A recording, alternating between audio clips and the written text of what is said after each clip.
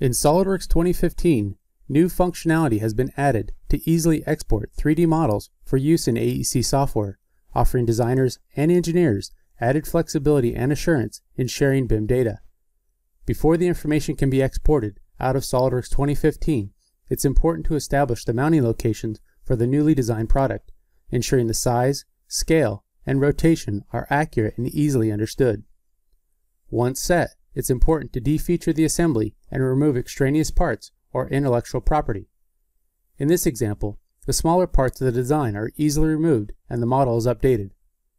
Next, the Export to AEC feature in SOLIDWORKS 2015 provides a quick preview of each step in the process to ensure the proper information is sent out to third parties.